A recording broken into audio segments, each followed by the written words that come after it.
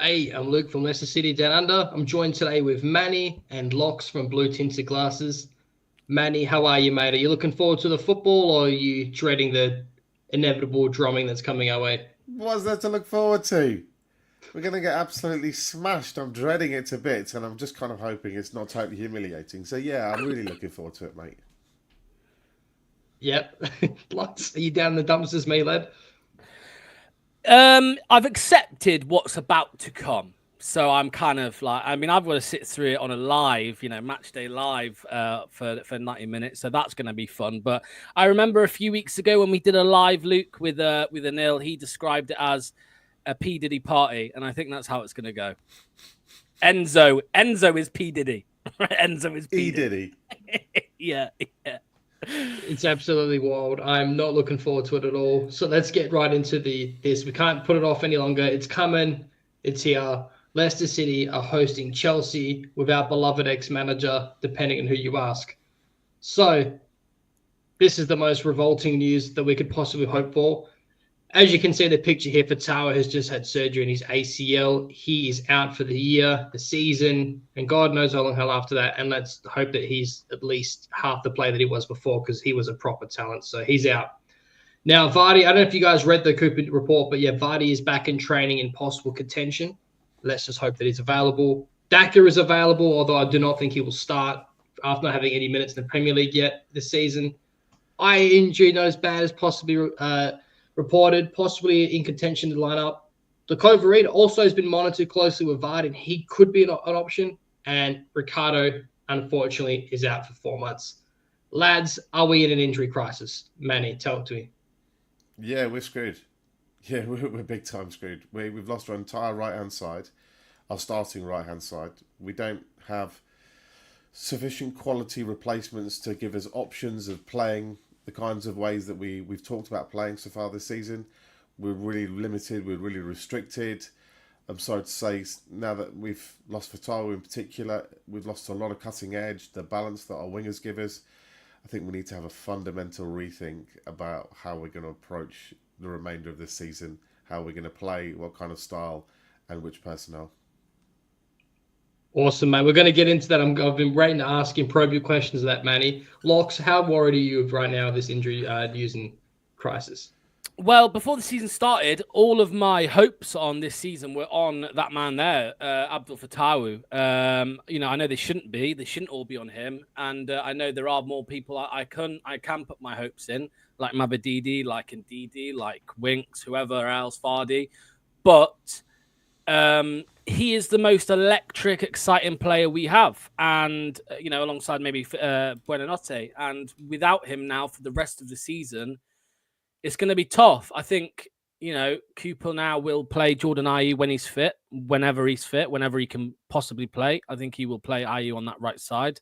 And then obviously when he's not available, it's down to McAteer and Decordova-Reid, which is equally as scary. So probably even worse. It's even scarier, actually. I'd rather Ayew over both of them, obviously. Ayew's been one of the better players this season. So, it's pretty grim. I agree with what Manny said. We're going to have a complete, we as fans can see that we need a new approach. I don't know whether Cooper believes that or thinks that. Cooper might just approach it the same way he's approached the start of the season. So, yeah, it's really worrying because all for the last 2 weeks we've discussed the right-hand side and what we can do to try and help JJ out. And a few of those discussions have included maybe wing backs with Fatawu as a right wing back, for example. A lot of those discussions have involved Fatawu. Now he's out. I don't know what we're going to do. I honestly don't know. We all think that we're, football managers. We all think we could do it, and we all come up with these ideas that we think will work. But I'm genuinely stumped. I don't know what we can do. I really don't. Well, let's get into that because I have got a. Before we get into that, this is the ramifications of these injuries as well that I want to talk to Manny about, because I know probably gutted about this.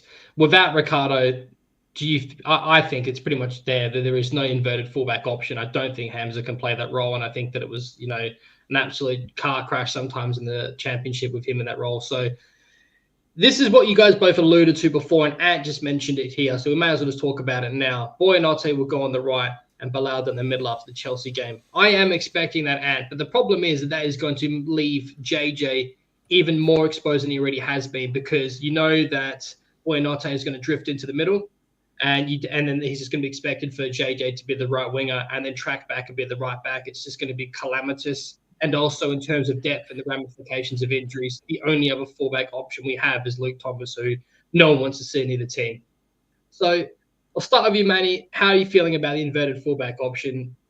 Are you gutted about that?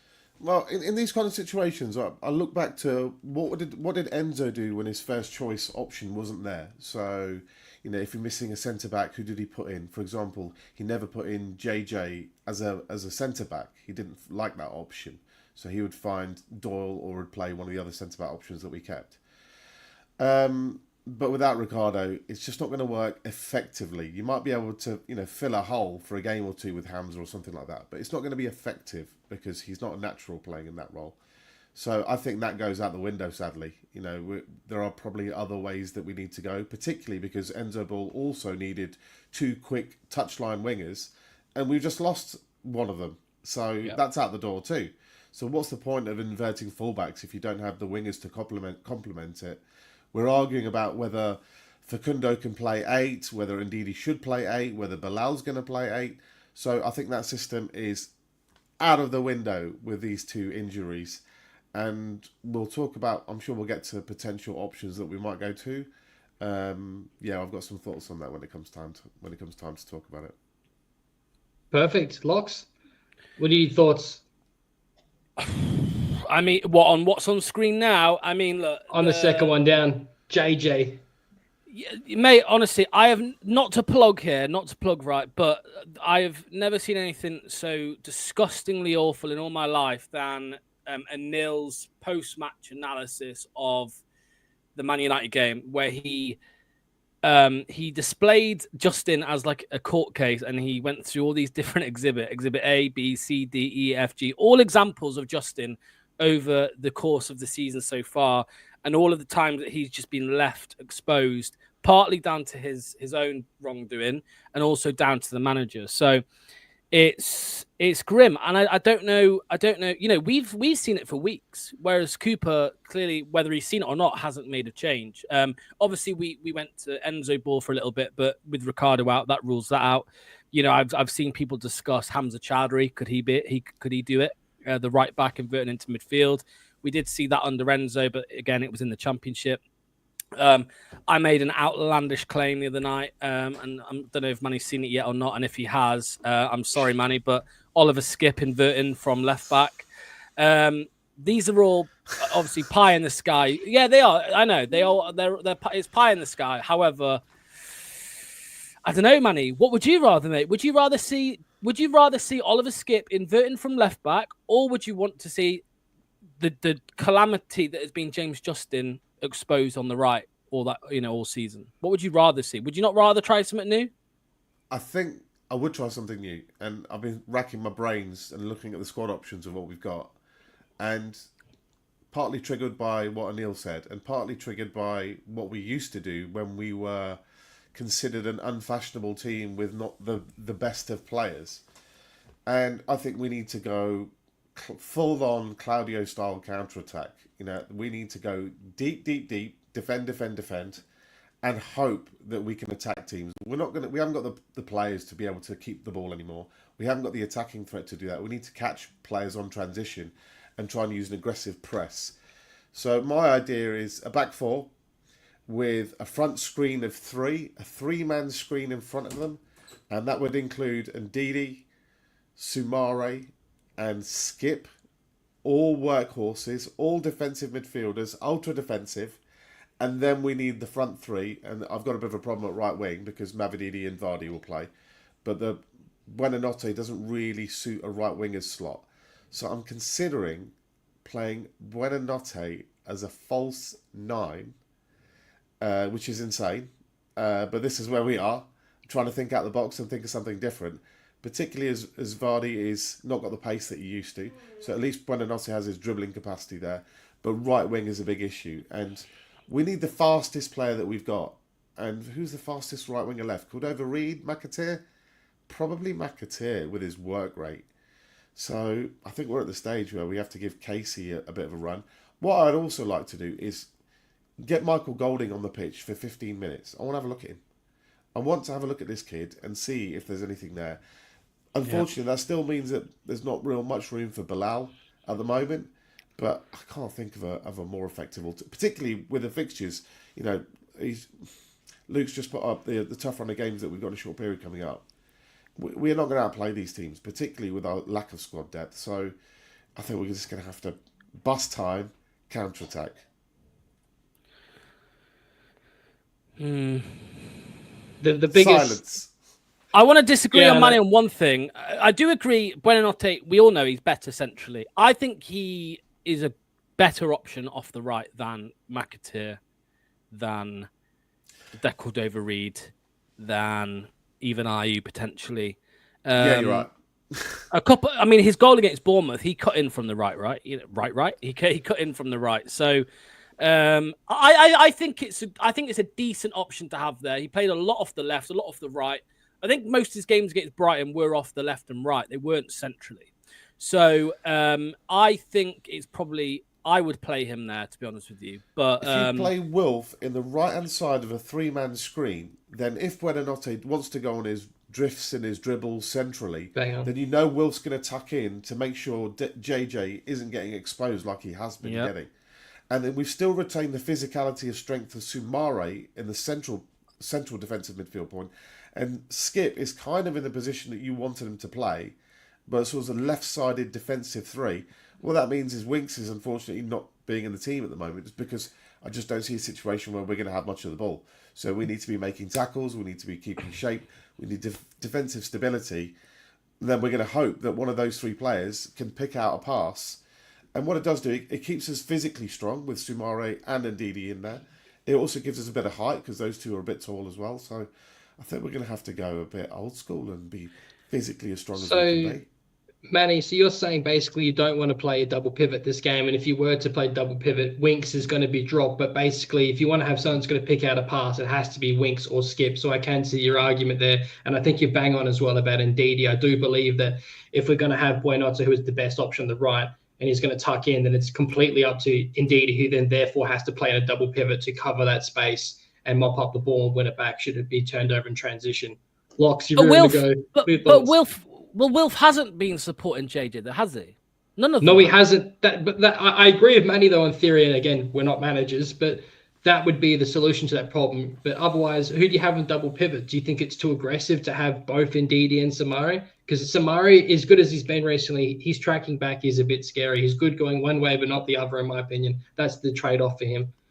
You know what I'm going to say? And it's so crazy I'm about to say this. And I can't actually believe I'm about to say this. If we are going to have to play dirty, right? If we're going to have to play dirty and disgusting for the remainder of the season or for the next few weeks or months, whatever, I am not opposed to the idea of throwing in Hamza Chowdhury into this squad. I'm genuinely not. I'm really not opposed to it. Honestly, I think if there's anyone who is going to support JJ, it is Hamza Chowdhury. If you want to carry on playing JJ in that kind of dynamic role or whatever it is, where he gets forward and then we're left exposed, I would like to see Hamza Chowdhury there. I'm in favour of that. As the right-sided pivot, if you want to call it that. For who? So who gets dropped in that role then? Again, I can't believe I'm saying this, Manny. You're not going to say it. Don't say it. You would have been drinking a lot. Don't say it, Lux. Don't say Buonanotte on the right. Buonanotte on the right. Here we go. Ndidi as the higher of the midfielders, if you want to call it a 10. You're the one who's saying put him back all season. I've just said if we were playing dirty. I've just said if we're playing dirty. If we're playing disgustingly, mate, and then Winks and Chowdhury.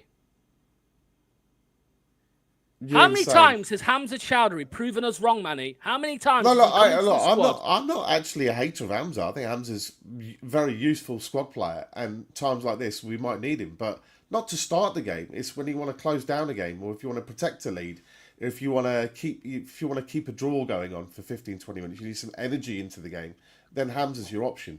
But we have got Soumare and Ndidi. We're talking about your man, £25 million Skip. The guy who you told me was going to be absolutely brilliant this season. Now you're talking about Hamza playing, and Skip's not getting a mention. Make your mind up, boys. Samari, Like, no. It's not about making my mind up. It's about adjusting my. It's about adjusting my approach. Like because we all agree now. Our fair enough. approach has to be changed So with what these is your injuries. so which okay, how about this? So which players in central midfield are not playing for you? Not playing.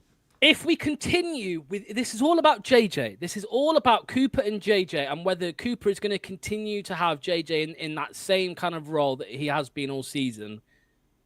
I'm saying Winks, Chowdhury, and Didi. So who's not playing? Well, the others, Skip and Samari. That's like 42. That rules out the others, that's mate. 42 million quid's worth of talent. Simaro, who's just actually broke back into the team, has actually been playing well. By the way, I must say, if it was up to me, if I was being completely like, I would probably choose El Canous or Buenanotte over Indeed. I'm talking about this game here, for example, because Buenanotte isn't fit. I would drop Wilf. I don't think Wilf has shown enough. I mean, we're talking about covering JJ here. He hasn't done it, mate. He has not done it all season. But why do you spend 25 And it's not million just him. pounds It's not just on a him. It's the defensive others. midfielder and then choose to put in Hamza as your defensive option to give you cover instead? Why did you spend 25 million quid on him then? This is Steve Cooper's bomb squad. Well, He's not playing now as it is. We've got 5 defensive midfielders, and we end up with the one who was born around the corner. He's not playing as it is, mate. He's not playing as it is, Skip. So, all right. Speaking I think of Hamza could Ndidi, save it all. He will be our savior, Hamza. He'll save. Locks is winding like us up. Hamza. He has to be. He has to be. No, winding I us do up. want to see him. I want to see him. I want to see him given a chance. I want to see him. Yeah, I want to see him. Yeah, I do, don't genuinely. personally, but I agree to disagree in that one. Steve Cooper, can he change it? Can this orc do anything? I think he should have been gone at the start before this. As soon as the international break begun, he should have been gone. He's not. We've talked and ranted enough about the board as it is. We'll just try and set a topic with Chelsea. This is a preview, but Steve Cooper, can he do anything? Can he do anything to rectify the right back position? What can he do in his build-up play? How much did we see? I know it was the championship, but like Enzo would be disgusted if he came in and just took over all of a sudden for Steve Cooper and saw how much we are turning the ball over. It's absolutely brutal. Our build-up play is non-existent. Can Steve Cooper do it? He's tried doing Enzo's system and shades. Can we build up and attack the same? No. Are we a defensive team? No, we are not either. So I still feel like we have no identity after all these games. We're not an attacking team. We're not defensive. We're nothing. We play in patches. I obviously have ranted enough about it. I don't think he can change it. If he's going to be here till January, Manny, do you think he can tweak it, or do you think he is well out of his depth?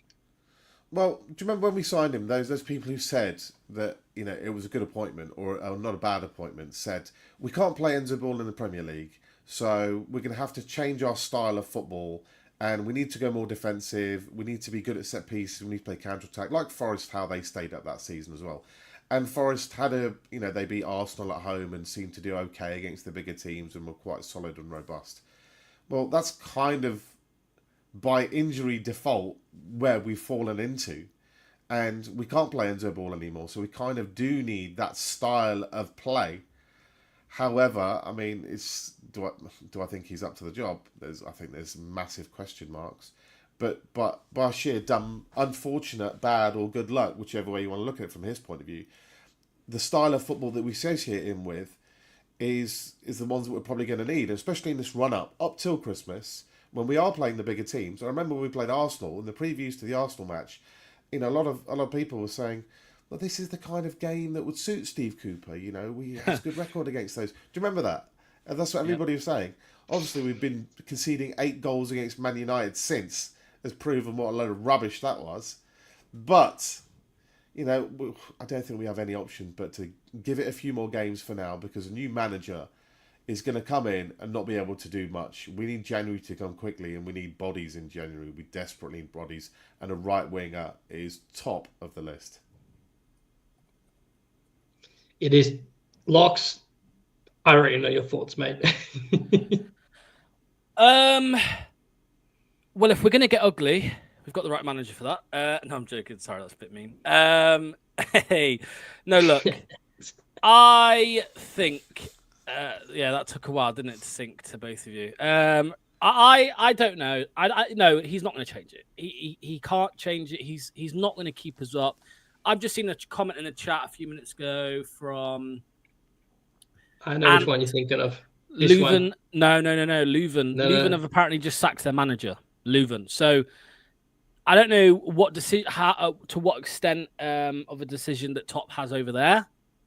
I'm guessing quite a big one. But they've sacked their manager. The question is, why haven't we sacked ours? Look, imagine we lose the next 3 and we sack him. What was the fucking point in giving him them 3 games? Because we're looking at the next few fixtures and we can all see that it's going to be hard and we're probably not going to get any wins from them. Maybe one. But so what was the point in giving him this hard run? I don't understand it. Why not make the decision, pull the trigger at the start of that international break? I know some of them are away, but then you've got 2 weeks to basically work with the players that are still around and do something with it. And I don't know, mate. It's just baffling to me why we haven't done it. Is it because of compensation that's going to need to be paid? Do they just think he deserves more time? I don't know. I don't know what it is, mate. And it's really pissed me off the last couple of days seeing these journalists, John Percy, and I'll say Rob Tanner as well, even though I do speak to him sometimes. Rob Tanner as well, saying it's a work in progress. I'm like, what are you looking at? What are you looking at? Where is the work in progress? We've regressed. There's been no progress. We are worse than we were against Spurs, against Villa, against these teams that we played earlier on in the year, where we did okay, I suppose. We are worse now than we were then. So how can you say it's a work in progress? I don't understand it. So no, get him gone. Get him gone. It's disgusting. Like if we may as well jump into this now. We're going to get ahead of ourselves a bit here, and I will come back to the 11. But let's just talk about now while we're on the topic. Do we need to splash the cash in January? This is why I have a huge gripe with the board right now. Why I think that the Top is well out of his depth at the moment. There's so many bad decisions happening around the club, but this is the problem. There is a transfer embargo waiting for us if we go down to the EFL, yeah? So we're proper fucked, which means we're probably going to have a exodus of players if we're to get relegated that will not want to stay for a second relegation. Then we can't bring players in, and we're going to be relying on youth. So, one, we have an injury crisis, and you want to stay up. It's in our financial best interest. So, in January, do we need to be thinking, one, we need to buy players to bolster our chances of staying up, and B, if we can't buy people and we're going to get relegated, we better buy them now so we can hang on to some people if we are to get relegated. What are your thoughts on that, Manny? Because I think it's... Sorry, Locks, go on, mate. No, before Manny answers, I just want to read one thing. Again, this was from Rob Tanner. He said, if Leicester get relegated, there will be more than a registration embargo. There will be a business plan imposed on the club, possible points deductions, and, of course, the registration embargo, which is basically a transfer embargo. Go on, Manny. Well, maybe we should start buying players for the Championship then. Well, we can do in January and start thinking about how we're going to come back up. Obviously, that's not the way we should go, but that might actually be the most prudent thing if you actually thought about it like that. I still think there's a chance we can stay up. There's so many games to play. Who knows? You know, other teams could get injuries. We could get 1 or 2 players back. We could sign a player or 2. You know, one of our players could step up and become an absolute hero this season. Hamza. You fucking leave it alone with the Hamza. Fucking hell. We need more output from our current threats. Yep. Creatively especially. So Mavididi needs to up his game. You know, I'm being a massive supporter of Mavididi, and I am.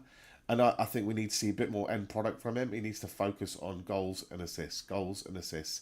And not just tricks and doing dangerous situations, but fizzling out. We need to be more clinical in those situations. I think we need to be a bit harsher with Vardy. I love Vardy. You know, all of us do. How can you not? But we need to see... Well, he had a lovely assist in that last game against Ipswich. We need to see more of him in the game, I think. He's still a bit quiet at times. Right wing, we need a right winger so badly. I think the obvious thing is to get a right winger that gives you some kind of options for balance. Otherwise, everything's going to come through our left. As to what that might be, do we need to splash the cash? Yes. However, the biggest, most important caveat I could stress is recruitment is everything in this game. You could splash the cash, but if you buy a duff player, then what's the point? You know, if you spend £25 million on, I'm sorry to hate on him, Oliver Skip, and then you find him nowhere near your first team, even when there's an injury crisis, what were you thinking about splashing the cash? If you're going to splash the cash, Do it selectively, carefully, identify the right player. And if you can't identify the right player, get somebody in on loan. If you can't get somebody in on loan, then don't buy anybody just for the sake of it. You may as well buy a youthful player that might be good in the Championship next season then. So you've got to have those correct eyes. And the biggest situation is, it's not good just saying, oh, throw money at the situation. Man United could throw £1 billion at it and get nowhere. You've got to sign the right player. And that might mean the right player is £3 million. There might mean the right player is 30 million quid. It all depends on who's available, what's available, and that person who's making the ultimate decision about who that player is has, beyond the data analysis, has a great eye for a player. And that is my biggest worry about everything that we do when it comes to recruitment. So the ultimate man in charge, the person who ultimately signs it off, or the person who's given that responsibility to come up with a player, do they have that eye to be able to differentiate between a player who's a yes and a player who's a no? There's lots of factors that go into that, but it's a massive point.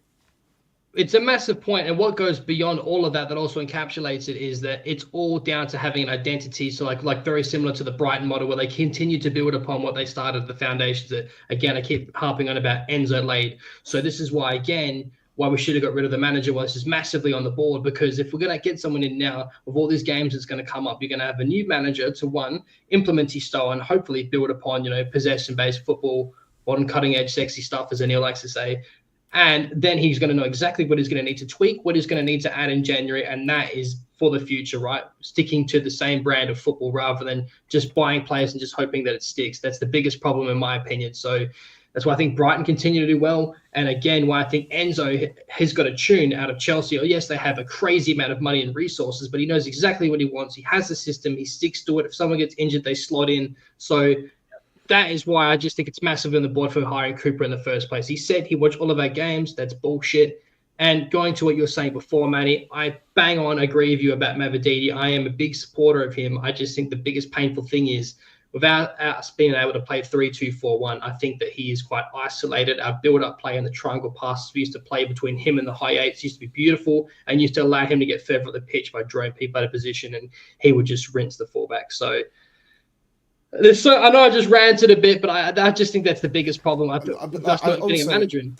I don't want to be one of those guys that just says, we've got to get the right person. I'm going to offer some suggestions. So I've got a few ideas for you, boys. I want to throw these little hand grenades into the situation, see what the two of you think. On loan, because we're probably not going to want to spend too much money, because we've potentially got the Championship coming down and they don't want to have a huge outlay. On loan, striker, Evan Ferguson. He's played 100 minutes for Brighton this season. He's played basically no minutes at all in this season at all. Brighton have already shown a propensity for a starting player to give us on loan, to put us on the shop window. Evan Ferguson in loan. A right winger, you'll have to come back to me. I need another month to study who I want for right wing. But the best one, KDH back on loan. Let's fucking go. Bosh. Fucking come on. Why are you shaking your head at, Lux? It ain't going to happen, mate. It ain't going to happen. KDH, do you know how many minutes he's played in the Premier League this season? Not many. It doesn't matter. He will go to... Mate, he's linked with Villa. You think he's going to choose Leicester over Villa just because he used to play for us? I don't think so. He won't, mate. I promise you. Champions League Villa. Champions League. He'll be in the same situation at Villa. He won't start.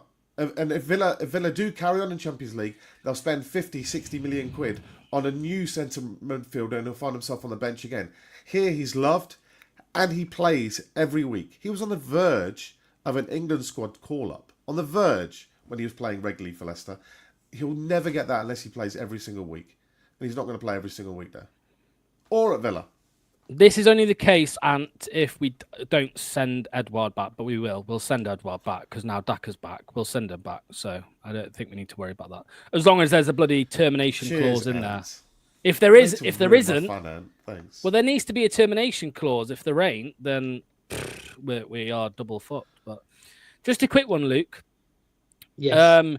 Those two comments I put in the chat a couple of minutes ago. So the top one, if you go to the top one first. So 14 games played, 3 games. This is in all comps. 14 games, 3 games won, 7 drawn, 4 lost. And then go to the next one.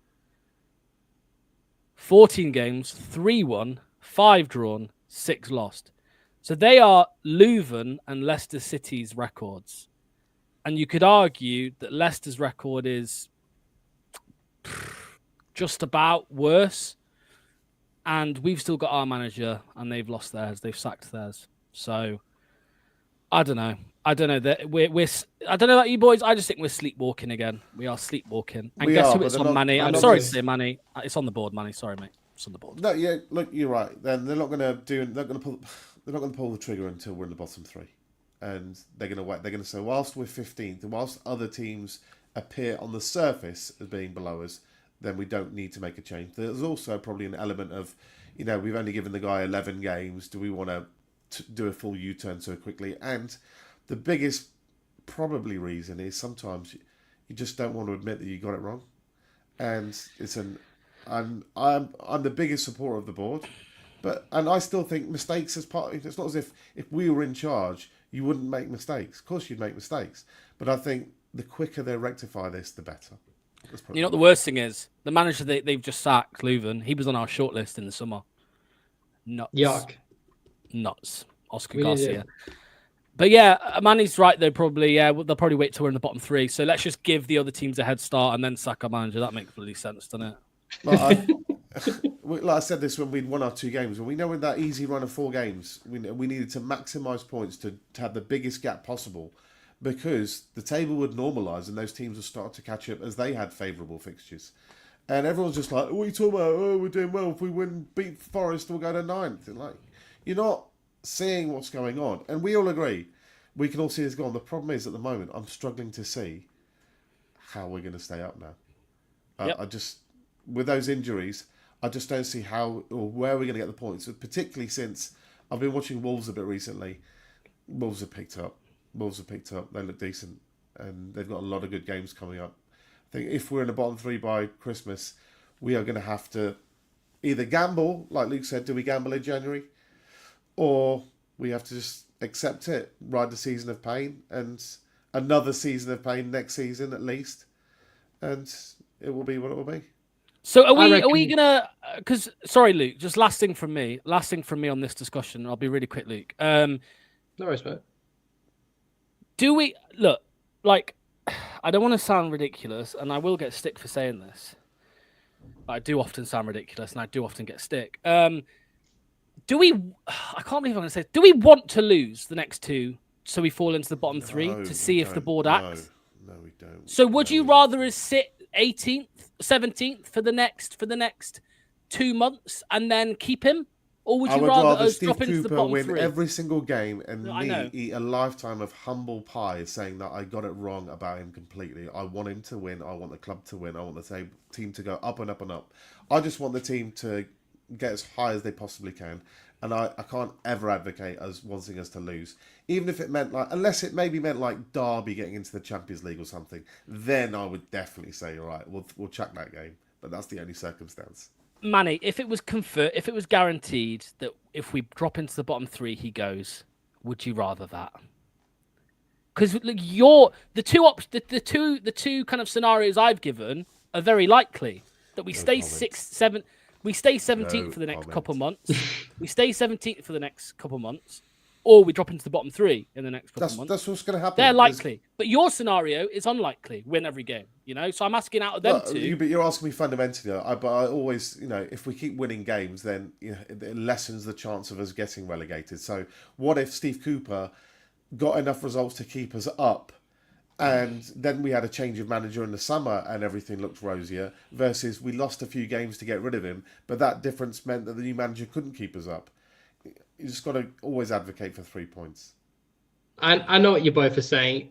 Locks, I'd be lying to you if I agree with you, Manny. I never want to lose a game, but you can't lie that deep down, Manny, and we're trying to talk you off the fence here. Join us, brother. You're You trying can't to admit get me deep. You're trying to swing me here.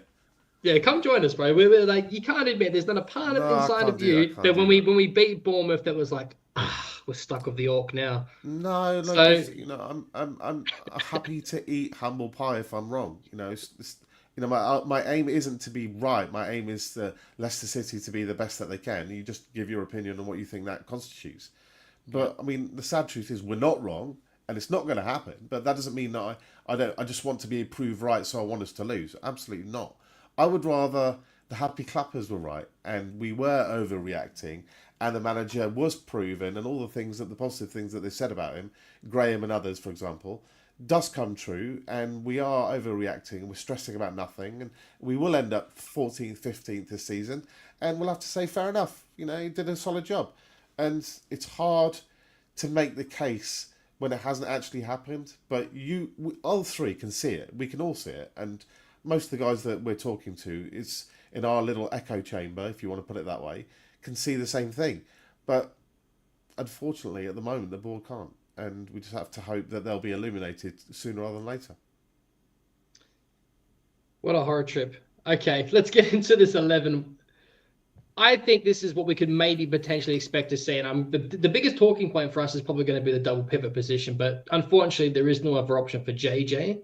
Now, I have dropped Fast because I think he's been a little bit diabolic lately. And I still think that Yannick's line breaking passes are going to be crucial if we're going to have somewhat of a countering opportunity out from the back. Macaulay, a little bit of an asterisk. Him and Fast have both been questionable in a lot of games. Christensen, again, no other option other than Luke Thomas. Now, let's get into the nitty-gritty of things here. Now, we talked about earlier about depth, and now I don't want Dakota Reed as a right winger. That's a utility player, and he's been poor every time I've seen him. McAteer has to get a run out sooner or later. He's got a lot more ambition right now at this stage of his career, other than, in my opinion, compared to Dakota Reed. Ayew, I'm not sure if he was available when I made this, but I have read that he has a chance in contention. But if he's not, and we're going off, keeping our players, safe after we've had so many injury problems as it is, and not wanting to risk it, McAteer is probably our only shout potentially, maybe. El Canoes, because of Boyanato being out, will be the 10.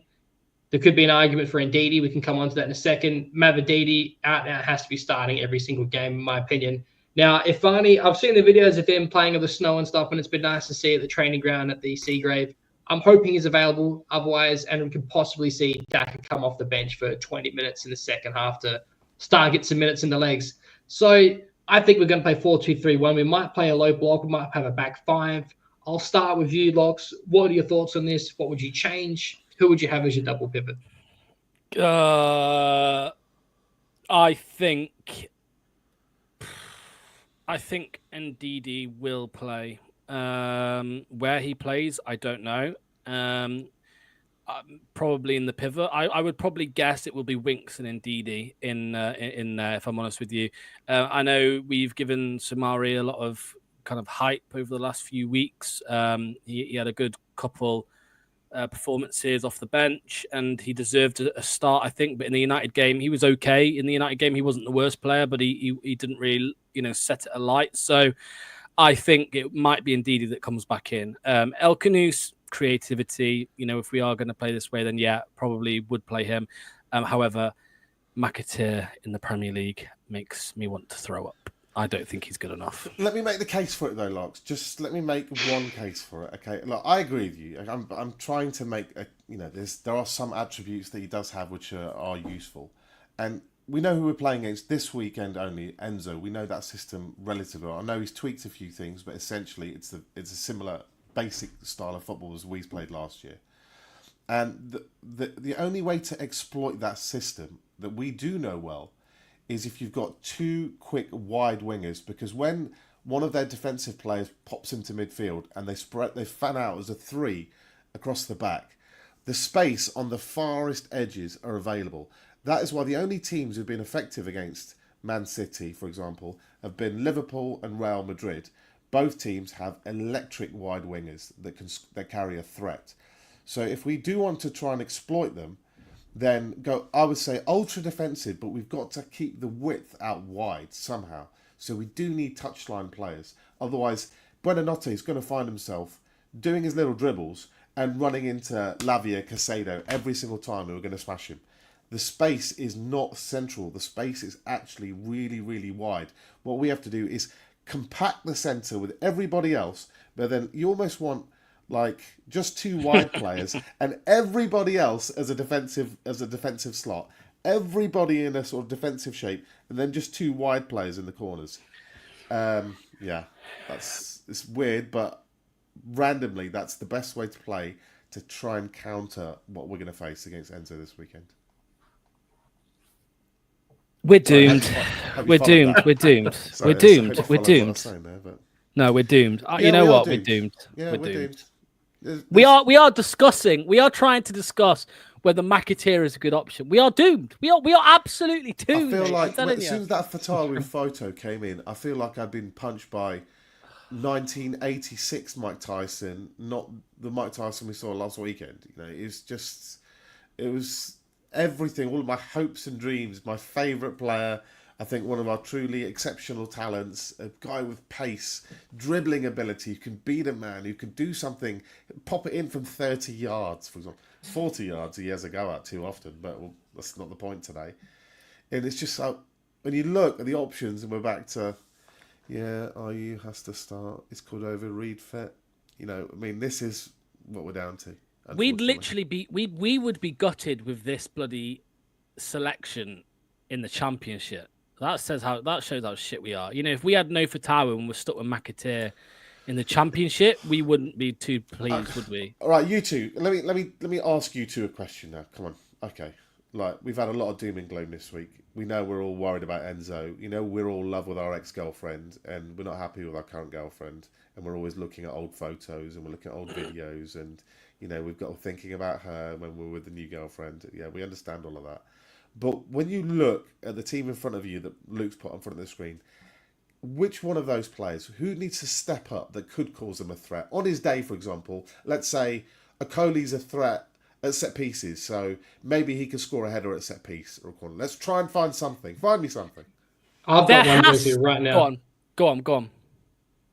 You could say Mavididi on his day or Kanoos to break through, but there's one person, and that is the immortal, the fucking GOAT, Jamie Vardy, who lives for the big 6 games, the hero to pull us out the shit. Smash and grab. Fucking go on, you sick cunt. Let's go. Fucking. Sorry, what about Michael Golding against his old club? He's been wronged by Chelsea. He doesn't like them. He's got a point to prove. No one wants it more than Michael Golding against Chelsea. Michael Golding cameo 20 minutes. There is one man who needs to step up, who hasn't stepped up very much this season, and it is Steffi Mavididi. He needs to prove that he is a Premier League player. Do you remember when we were all giving Cooper shit at the start of the season because he denied Mavididi of his first Premier League start for too long? We were like, come on, this guy's dreamt of playing in the Premier League all his life since he was an academy product at Arsenal. He needs to step up now because he's not done it. I'm sorry. Yes, he did it. He made a decent cameo appearance after in the Villa game when he came on late. What's he done? What has Mavididi done? You know, I don't think we should just excuse him of any criticism. We as Leicester fans, fair enough, we will criticise Vestergaard and Fass and JJ and Christiansen and maybe Samari when he's a bit lazy and whoever else, Skip and Ndidi, right? Mavididi has gotten off too lightly, in my opinion. I think he's been piss poor. He's been piss poor. I'll tell you why. I've got Anil to take slides before, and he's got them, and we can do it maybe at the post-match reaction. But how many times have you, Manny, seen Mavididi have the ball on the left wing, and the only option is Jamie Vardy, and between the two, there was 3 to 4 players of the opposition. The build-up play is non-existent compared to what it was under Enzo. Under Enzo, we had the Hayats in that 3-2-4-1 shape building up with him. And then if we were trying to overload or if we were trying to have, you know, the other team was playing a low block, then you would maybe see JJ sit outside the box as the other option besides Keenan Dewsbury Hall. This season, you've got that's non-existent, and you've got Christensen. When he gets forward, he makes overlapping runs, so he's dealing on the outside of Mavididi instead of the inside where we used to have KDH. So in my opinion, those two are getting in each other's way. It doesn't gel. So that's the biggest problem. So you're right, Locks, to call out Mavididi, who has been massively underperforming, and he was one of the players with Fatawi who I was very excited with the hungry ambition to hit their first season in the Premier League and make a statement, maybe get a move to another club. Hate to say it, but if players are having that ambition, that means they're doing a job and that we get a fee. So that's the harsh reality of Leicester City and why we should look more to the old model or Brightons. So Mavididi, yes, you're right to call it out. Manny, I think that's why he's been not at his best. I think you're bang on. You said it brilliantly there, Luke. You're absolutely spot on. As a left winger in the old system, you have 3 options when you get the ball. 1, you take on the fullback. 2, there's an overlapping 8 on the inside channel running inside the fullback that you can pass to. Or 3, you can actually 4 options. You can find a pass back to one of the pivot players or one of the defensive players. So there's 4 options you've got. This season he's got 2 options: pass it back, have a go. That's it. Of course he's not going to be effective, and not just that, he's been getting doubled up against because we'd never play him and Fatawu together. So everything's been in the pizza slice, we've been calling it all season. Everything's been weighted to the left. There's a huge space to the right. Now Vididi's, I know you're right, Logs, in a sense that we do need to see more end product from him, but it's not an easy role that he's been given to. He's getting doubled up on. He's not got any options. He's not got anyone pulling defenders away from him to create space that he can then dribble into, cut inside. We need to see more from him, but we need to give him more tools to make him effective too. That's what I would say. Unfortunately, those kind of tools that we had from last season to do it are gone. So he's just going to have to do it solo. Like, get the ball. Even if the fullback tackles you, next time you get the ball, have another go at him. You'll beat him half the time. And that will create our chance. You're going to have to just have the confidence to go. Don't worry about losing the ball. Just have a go at him every single time that you can do. That's what I want to see from Mavididi this weekend. Who's their right back? It's Gusto, isn't it? Yeah. Yeah. Well, Gusto, not exactly the best. Reece James is injured. Well, it's going to be a right centre back, isn't it? He's up against. And he played well against. He played well at the Bridge last season, didn't he? He scored a belter. Had a brilliant game away at Chelsea. So I'm hoping that it will be a good game for us. The problem is that he may well score one. He might even set up another, but we'll concede 3 at the other end. Locks is so dejected, lads. Everyone, look at Locks. He's so gutted for this game. He's fuming. Oh, mate, I feel for you, Locks. I'm right there with you, buddy. Guys, let's go. Let's wrap it up. This is a score prediction. Locks, do you think Enzo's going to go for the jugular? He's going to get booed. We know it. Like, I don't blame him for leaving, but I don't like it how the way he left the club, and didn't say fuck all. It's fair enough you got fucked around by the board, but the fans didn't do nothing wrong to you, mate. So I know they booed him a little bit. Did. So maybe they did. They did. So I think that's maybe why. So I think he's going to come here and go for the jugular, guys. I really do. And if he subs KDH on and he comes on and scores a brace, I'm going to be pretty salty. If I didn't have... KDH just played 6 minutes of football in his last 9 Premier League games. 6 minutes in his last 9. He's played European football a fair bit, hasn't he? Though, Locks. Yeah. If I didn't have about 10 fucking live streams to do a week, I would be jumping out of this window right now, I think. So, look, Anil yesterday said that he thinks Enzo might be a little bit tame on us, and I couldn't disagree with him more. I think he is going to go for the jugular. He's had some nice words to say this week about the board, even though that's just PR talk, because we know that he wanted certain changes at the top, and they obviously never happened. I did see a really interesting tweet. I'm just going to read it out to you, Luke and Manny. Just a couple minutes ago, somebody said, should be a good reception, had a similar impact like Pearson. Honestly believe if we could have kept him for a couple more seasons, we would have really progressed. He wanted to challenge and improve every aspect of the club. And the response to that was, therein lies the problem. Improving every aspect of the club includes those in positions of power to be better or be gone. And Top would never allow that. Maresca, sadly, is too good for us with that setup. And I couldn't agree with it more. And it is the reason why I believe Potter didn't come as well, because he wanted a better structure and it was never going to happen. And this is why, I'm sorry, Manny, I will keep saying it, the board are the problem. You know, all those times where we've seen Spurs and Man United sack their managers, and us as external fans look at it and say, well, you can't go through this many managers and they all be shit. It has to be the board. In my opinion, it is the board that is the problem at this football club. So who's got a good manager at the moment, would you say? Let's pick a big club. Chelsea, for example, right? We're playing them this weekend. They've got a good manager, right? They've all got good managers. They've all got good managers. Who did the Chelsea appoint the first 2-3 times? What do you mean? Which managers? Tuchel, Pochettino. Todd Bowley. Who did he appoint? Who's his first appointment? Was it Pochettino? No. Potter. Potter. How did Potter get on? Very badly. Okay, so there you go. So would you have sacked the board after he made one bad appointment? No, because that's where Potter's learned. That's where Potter has learned, mate. That is, he had a good setup at Brighton. He went to this big club at Chelsea. It didn't go very well because we know they were run like shambles. and now he's learned from it, and he No, doesn't but my want the point same is, to if happen at you were a Leicester. Chelsea fan, you would have said Bowley doesn't know what he's doing. He appointed Potter, and Potter had a stinker. Get rid of Bowley. They don't have a clue. We need a new board. My point is that you can make, as a board, you can make a bad appointment, you can make a good appointment. And I would argue that Leicester's appointments are 50-50.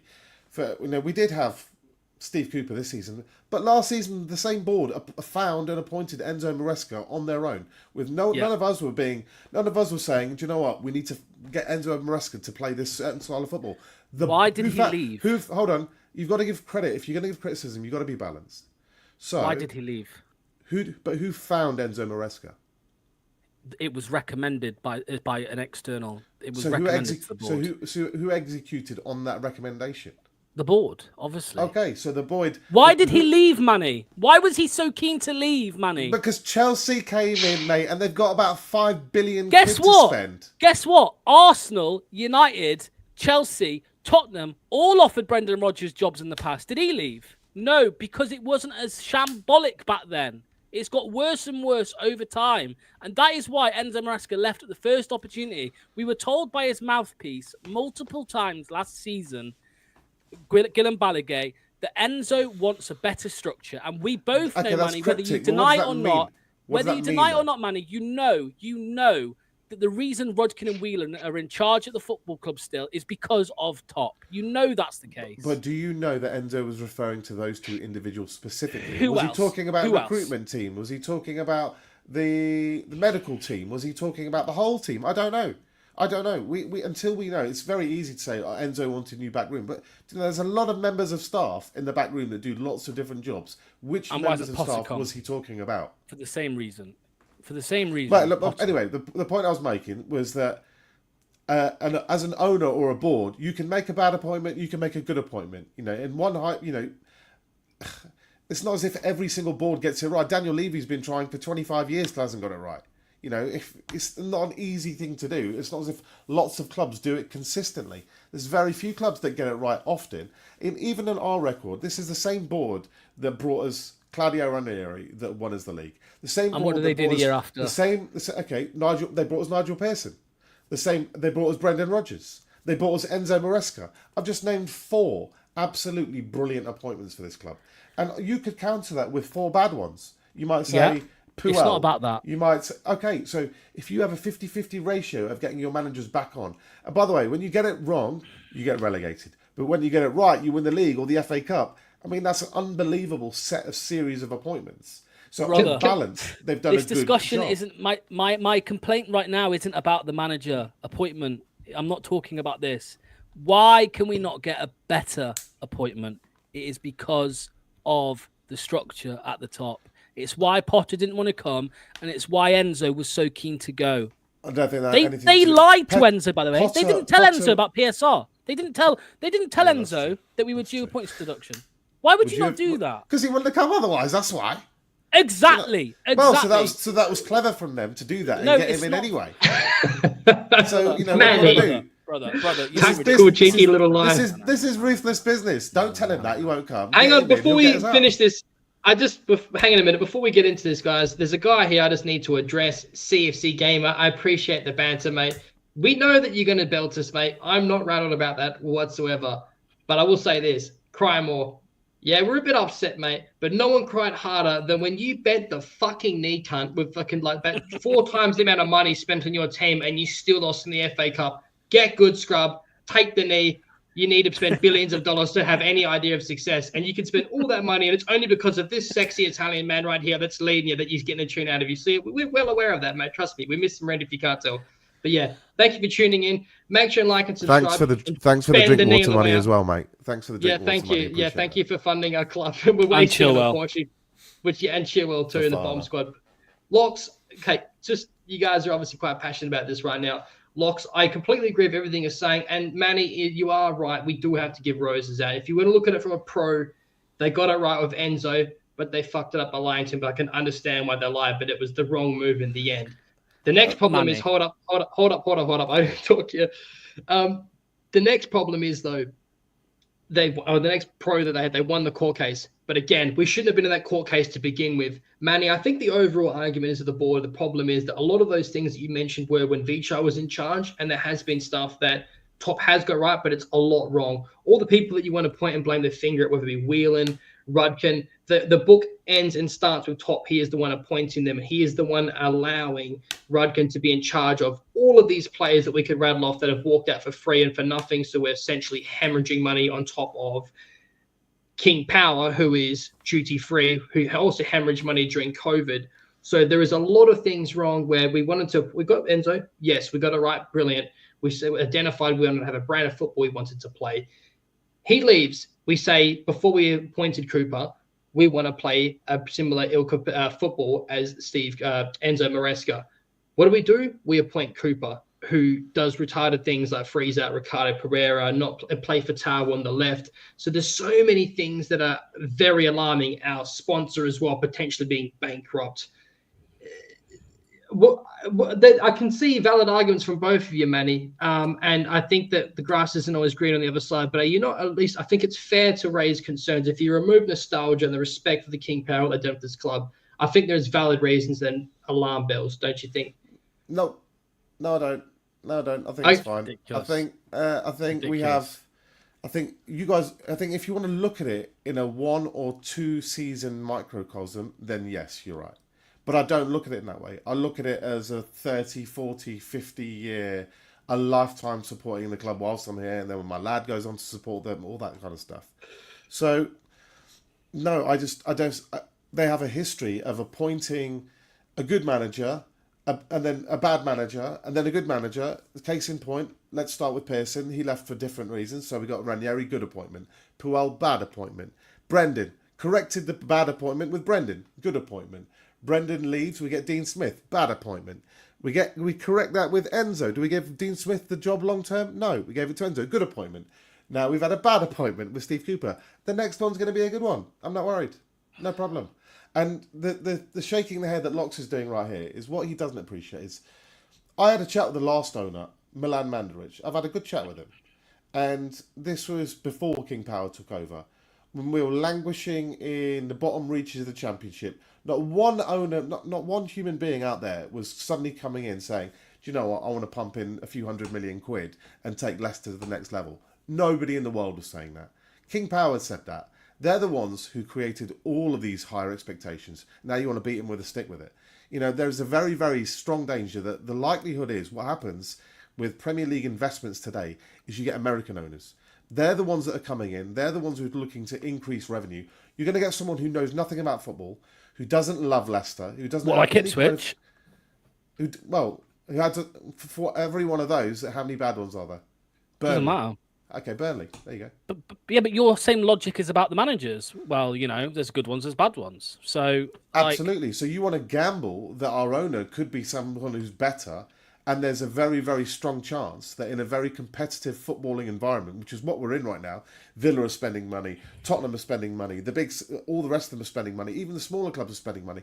It's harder and harder to be 8th, 9th, 10th than it was. You have to be bang on with recruitment consistently. That is the big thing. But you want to take a gamble out there and lose. It's not just, what King Power have done for us in some kind of nostalgia level. Top was chairman when we won the FA Cup. Top was chairman when we appointed Enzo Maresca and pissed the championship straight away, first attempt. It's not something that we used to do, walk the championship for fun.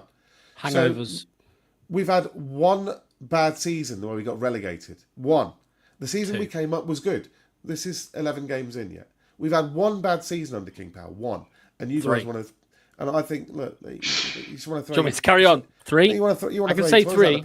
Just get the dummy back in. Manny, if only your standards for owners were as high as your standards for players and managers, mate. But there are different standards for owners because every time that you fail as a manager, you don't get rid of the owner, do you? You don't have an owner turnover like you have a manager turnover or a player turnover. They're not the same thing.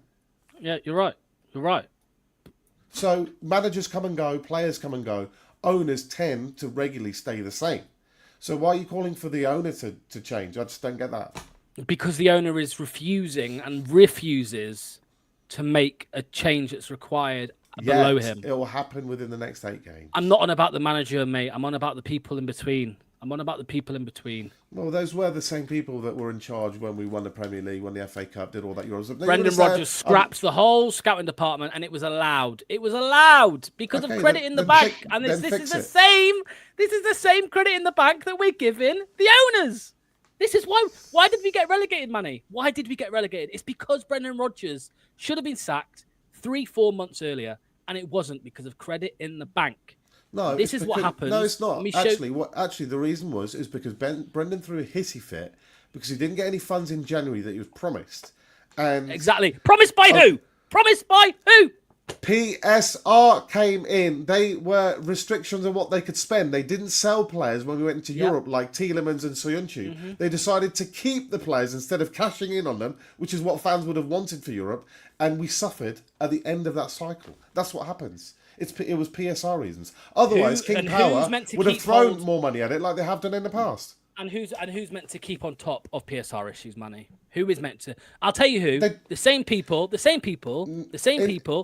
hold on. The same people, right? The people who are meant to keep on top of PSR issues are the same people that are meant to the same people that promised a manager money, that promised or didn't tell Enzo that there were PSR issues. These are the same people, Manny. So you're saying the board and the ownership are culpable for the bad management around PSR, and therefore they should go based on that. Is that what you're saying? They should. No, their job is to basically make sure that there are people running the football club. I'm not saying that top. We all know. So what do you think of Man City's? So how are Man City's ownership doing with their 115 charges of their breaches that they've done? Would you get rid of them too? If they lose the case, yeah, probably, and they probably will. You see, so you should get rid of Guardiola as well. Get rid of all of them. Guardiola's lost. Why would you get rid of Guardiola? Lost 4 in a row. Of course, I wouldn't in a mad world get rid of Guardiola. I'm not insane, but that's my point. Is that you can have cycles in football where an ownership or directors make bad decisions or make a series of bad decisions, even, but they all have the ability to rectify. And this ownership model, you keep talking about Whelan and Rudkin as though they're plonkers. They're absolutely, they were in charge when we won the Premier League and the FA Cup and everything else. You know who they also brought us back up at the first attempt too by appointing 1 year ago. I'm not living in the past. 12 months ago, where they brought Enzo in. 12 months ago. That's not the past. It's last season. You run a business. You run a business, man, and you've run multiple businesses in the past. I have. Yeah. If you had somebody on your books that was a massive success for the first 5 years of working for you, and suddenly it all went to shit and they messed up time and time again for the following 5 years, would you just say, well, it's all right, mate, you did good 10 years ago, so it's okay, you can stay, no problem? It totally depends on the circumstances. It's not a simple question like that. But what if they were going through some medical difficulties, for example, which meant that they couldn't get it focus before? I'm illustrating. It's not an easy thing to do. So would you say, for example... Let's get top medical records. Okay, Pep Guardiola's lost 4 in a row. What if he loses another 2 or 3 in a row? Would you advocate sacking him? Am I living in the past if he's lost 7 in a row? Am I talking about last season's Premier Leagues or Champions Leagues? What he's done is all history. It doesn't matter anymore. So if Pep doesn't win the Premier League this season, would you get rid of him? It depends on what Man City's standards are, doesn't it? Winning the Premier League and winning the Champions League every year, that's their standard.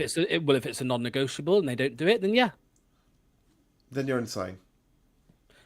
Manny, you are the person. You are the person, Manny.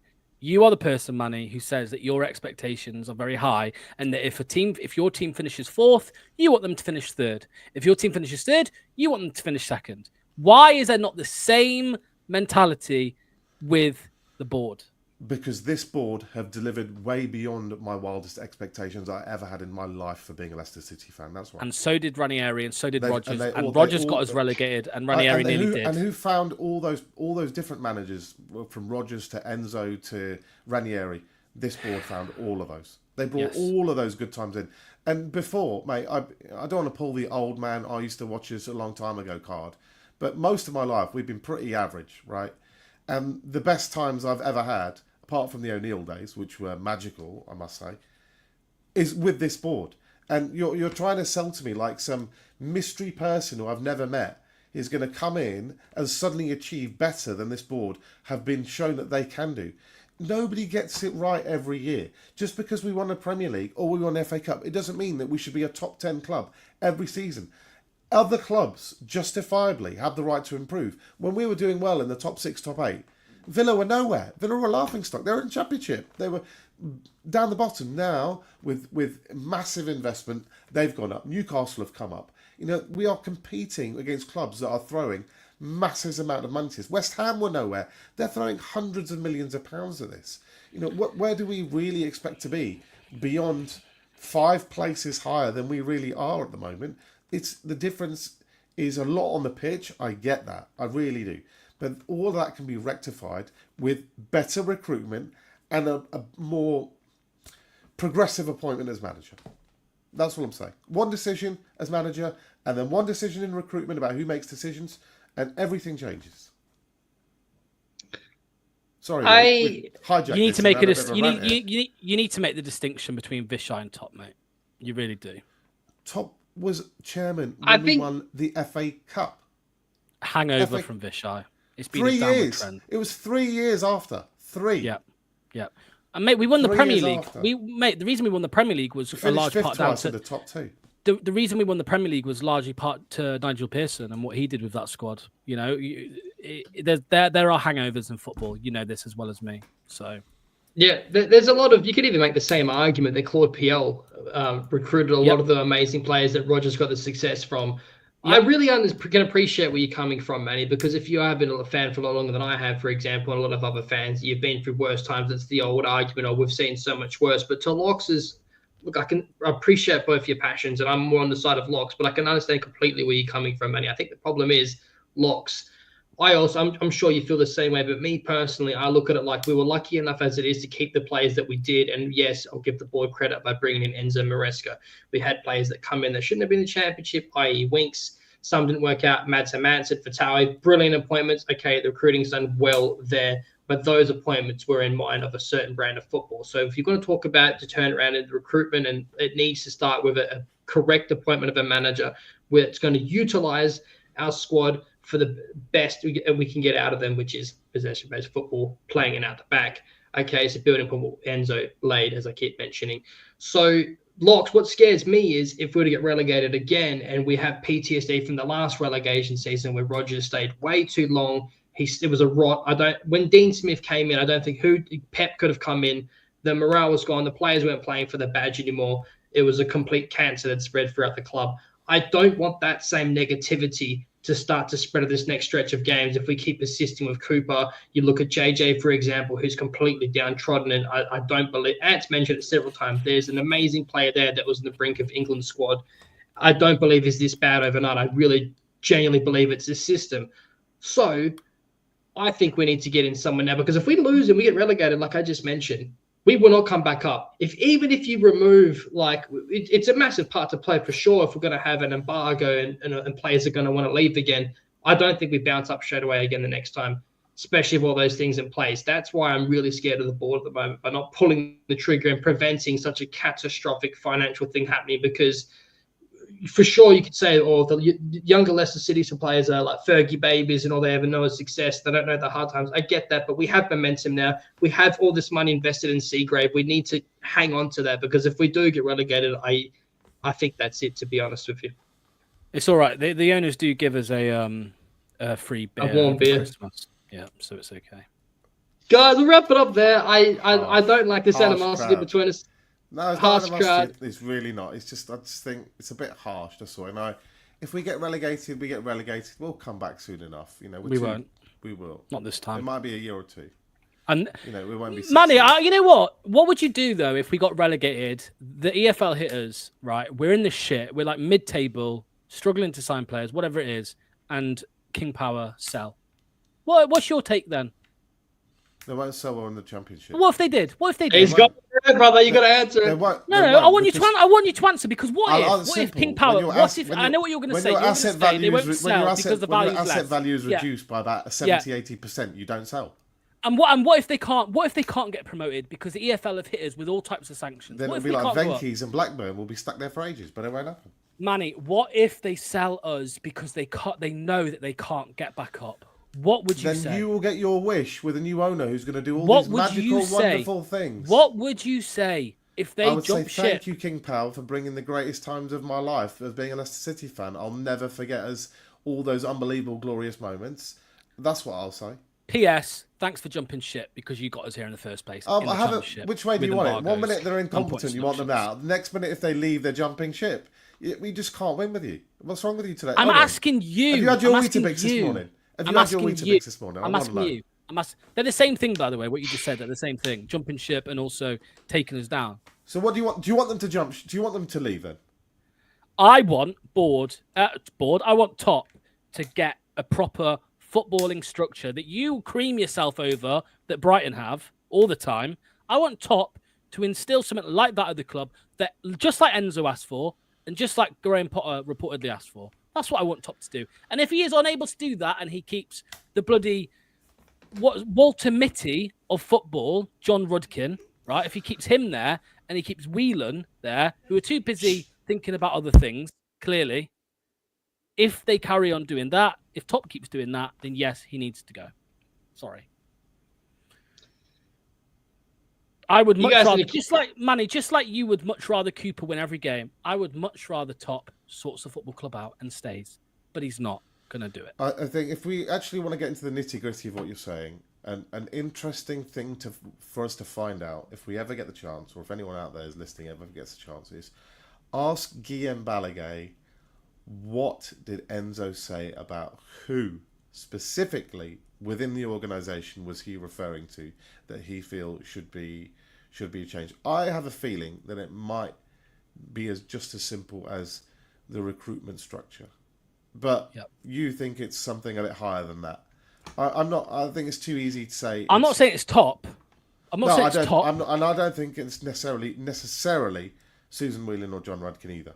You're assuming that. If he says that, then we have a different debate on our hands. Because if Enzo come down and said, Rudkin is not up to it because of X, Y, Z, then we have a discussion about that. But if he's not talking about those two, you're assuming you're throwing the mud as being thrown at those two in particular. But there's another 100 people behind the scenes it could be that we just don't have a clue yet. So until we know, it's going to be very influential people at the football club he's talking about. Why would he talk about the fucking head of scouting? It wouldn't be that, would it? It would be someone who's head of recruitment. Head of recruitment. Head of recruitment is the most important position in the club. You get that one right, and the guy keeps finding you gems. Guess what? We had it. Yeah, and guess who got rid of it? Guess who was allowed? It was Rodgers.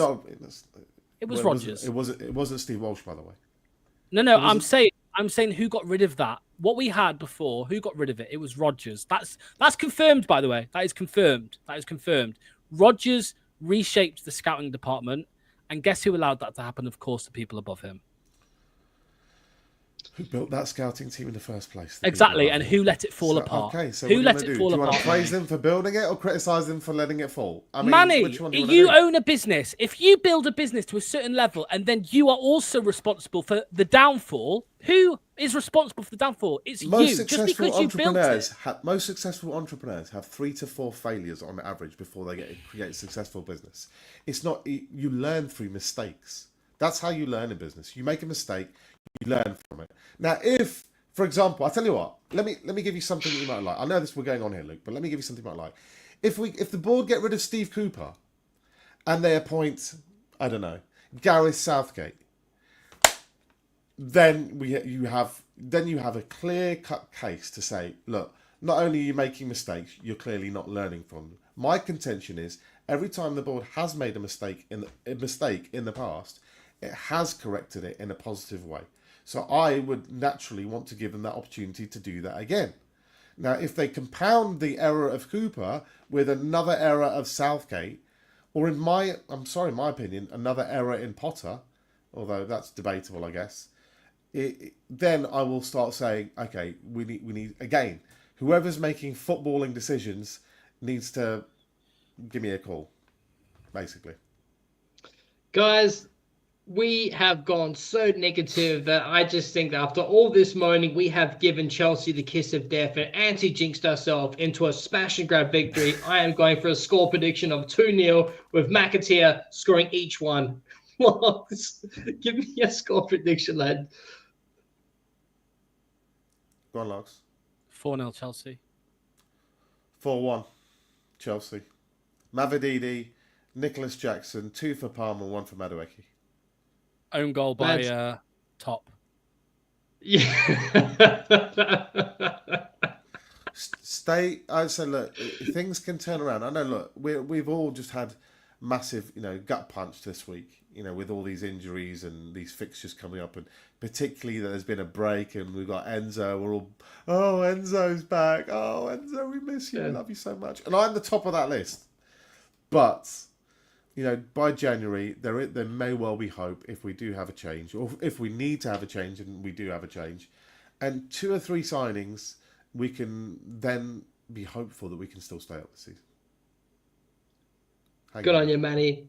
Listen, guys, I really appreciate both your opinions and taking up your time to come in on my channel. It means a lot.